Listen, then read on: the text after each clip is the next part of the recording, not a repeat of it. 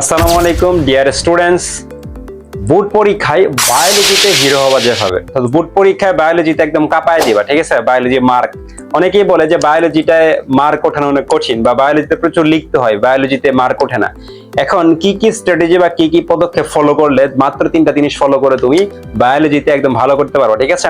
ওকে, চলো আমরা দেখি তাহলে কি কি জিনিস। এক নাম্বার কথা হচ্ছে যে বোর্ড পরীক্ষা আমরা কোথায় যেতেছি? বোর্ড পরীক্ষা ভালো করব। আমি প্রত্যেকটা গাইডলাইন বা এক্সামের গাইডলাইনে বলি যে যে কোনো পরীক্ষার ক্ষেত্রে ভালো করতে হলে তোমাকে মাস্ট ফলো করতে হবে প্রশ্নকর্তা কিভাবে প্রশ্ন করে। তাহলে প্রশ্নকর্তা কিভাবে প্রশ্ন করে কিভাবে জানবো? প্রশ্ন দেখে জানবো, প্রশ্ন অ্যানালাইসিস।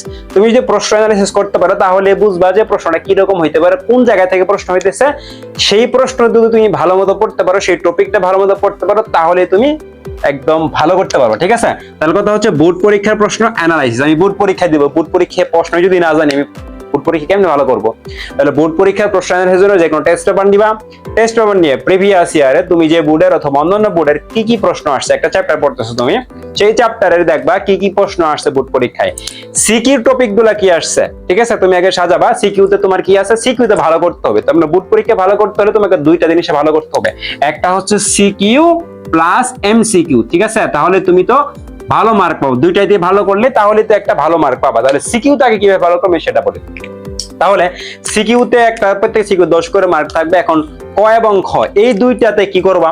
ক নাম্বার তো জ্ঞানমূলক থাকবে, বায়োলজিতে জ্ঞানমূলক কি আসবে? সংজ্ঞা আসবে, ঠিক আছে? অথবা তথ্য চাইতে পারে, যে কোনো সায়েন্টিফিক নাম চাইতে পারে। তাহলে এগুলোর জন্য তোমাকে ওই এমসিকিউ এর প্রিপারেশনটা নিলেই তুমি সিকিউ এর ক নাম্বার প্রিপারেশন হয়ে গেল। খ নাম্বার প্রিপারেশনের জন্য আমাদেরকে বুঝে পড়তে হবে। কি করতে হবে?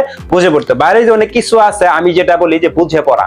প্রথম আমাদের একটা গাইডলাইন সেশন দিয়েছিলাম যে বায়োলজিটাকে বুঝে পড়ো। তুমি যখন একটা শব্দকে ভেঙে পড়বা, এটা কেন হইলো, এর কাজ কি, এগুলা কেন হইতেছে এরকম, এগুলো যখন পড়বা বায়োলজিতে তখন তুমি সেটা বুঝে পড়বে। এই অনুধাবনমূলক প্রশ্নগুলো ক নম্বরে আসবে।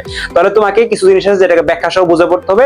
সেই জিনিসগুলো কোনগুলো এখন বোর্ড পরীক্ষায় কি কি খ নাম্বার আসছে, ওই চ্যাপ্টারে কি খ নাম্বার আছে সেগুলোকে বের করে ওই জিনিসগুলো একদম ভালো মতো পড়ে শেষ করো। অন্তত সেই জিনিসগুলো বুঝে পড়ে শেষ করে ফেলো।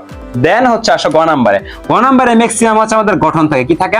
গঠন থেকে প্রশ্ন আসে। এখন গঠন থেকে প্রশ্ন আসে, বায়োলজিতে ভালো করতে হলে চিত্রতে বসাতে হবে, চিত্র আঁকাইতে হবে তোমাকে। এখন দেখবা ওই চ্যাপ্টারের কোন কোন গঠন আছে, ঠিক আছে? কি কি গঠন থেকে বিগত বছরের পরীক্ষা প্রশ্ন আসছিল, ওইগুলা চিত্রগুলো একদম সুন্দর মতো যত সুন্দর করে আঁকতে পারো আঁকানো শিখিয়ে দেবে, ঠিক আছে? ভালো মতো আঁকানো শিখে ফেলো। যদি তোর রং দিয়ে রং চং আঁকাইতে পারো সেটাও শিখবা, ঠিক আছে? যদি তুমি তাড়াতাড়ি করতে পারো তাহলে সেটা ভালো মতো গঠন শিখবা, মার্কিং শিখবে, ঠিক আছে? এখন ওই গঠন চাইলে চিত্রটা তুমি ভালো মতো আঁকতে পারো এবং যদি সেখান থেকে 2-3 লাইন লিখে দিতে পারো তাহলে তুমি 4/4 ফুল মার্ক, ঠিক আছে? চিত্রটা ভালো মতো আঁকাতে পারলে এবং যদি 2-3 লাইন লিখে দিতে পারো তাহলে গঠন আর কিছু লেখা লাগে না, বায়োলজিতে ভালো মার্ক উঠাতে পারবা। তাহলে চিত্র যেখানে চিত্র চাইছে সেখানে দিবাই। এমন কিছু জায়গা আছে চিত্র চাই না, বাট তুমি যদি চিত্রটা দাও তাও কিন্তু প্রশ্নটা একটু ভালো হয়, ইমপ্রেশনটা ভালো হবে স্যার ম্যাডামের, তাহলে তুমি সেখানে চিত্রটা দিবা। তার মানে তুমি চিত্র আঁকাইতে বসাতে হবে, ঠিক আছে? তাহলে চিত্র আঁকানো শিখবা। সিকিউ টপিক জানলাম আমরা, দেন হচ্ছে চিত্রতে বসো, বায়োলজি চিত্রগুলো প্র্যাকটিস করবে। চ্যাপ্টার পড়লে চিত্রগুলো জন্য আলাদা একটা খাতা বানাবা, ঠিক আছে? সেখানে চিত্রগুলো প্র্যাকটিস করবে, চিত্র প্র্যাকটিস করে তোমার অনেক কিছু এমনিতে জানা হয়ে যাবে। দেন হচ্ছে যে এমসিকিউ এর এরিয়া জানা, ঠিক আছে? বোর্ড পরীক্ষায় দেখবা যে যারা মেডিকেল স্টুডেন্ট তারা তো একদম A to Z পড়ো। আমাদের যেমন জুলজি ক্র্যাশ কোর্স বায়োলজি একটা আছে, প্রোগ্রাম আছে, সেখানে আমরা একদম প্রত্যেকটা জিনিস আমাদের ক নম্বরও সেখানে কভার হয়ে যায়, খ নম্বরও বুঝে বুঝে পড়ে, টেকনিক ট্রিক্স জানে যেগুলো দিয়ে এমসিকিউ একদম পুরো কভার হয়ে যায়। মেডিকেল অ্যাডমিশন টেস্টের জন্য আমরা যেভাবে পড়াই সেখানে তোমাদের বোর্ড পরীক্ষা প্লাস এডমিশন একদম কভার হয়ে যাবে। এখন যারা এরিয়া জানো না, যেমন এমসিকিউ এর প্রত্যেকটা প্যারা আছে, ঠিক আছে? বইতে দেখবা যে এই জায়গা থেকে প্রতি বছর এমসিকিউ আছে, ওই ছক থেকে প্রতি বছর বোর্ড পরীক্ষা এমসিকিউ আসে। ওইগুলা জানবা যে কোন এক্সাম্পল গুলো বারবার আসতেছে, কোন ছক থেকে পরীক্ষা প্রশ্ন, কোন উদাহরণ থেকে আসতেছে, কোন কাজগুলো থেকে আসতেছে, এই এরিয়াগুলো তোমাকে জানতে হবে। মূল বই থেকে ওই এরিয়াগুলো অন্তত তোমাকে পড়তে হবে। ওই এরিয়াগুলো পড়লে তাহলে তুমি এই শর্টকাট টেকনিকটা ফলো করে বায়োলজিতে ভালো করতে পারবা। যারা হচ্ছে ইঞ্জিনিয়ারিং প্রিপারেশন নিচ্ছ বা যারা অন্যদিকে যাইতেছো তারাও বায়োলজিতে একদম কামাল খেলে দিতে পারো, ঠিক আছে? তাহলে এই কয়েকটা জিনিস যদি তুমি ফলো করো তাহলে তুমি কিন্তু বায়োলজিতে একদম অনেক ভালো একটা মার্কস ক্যারি করতে পারো, ঠিক আছে?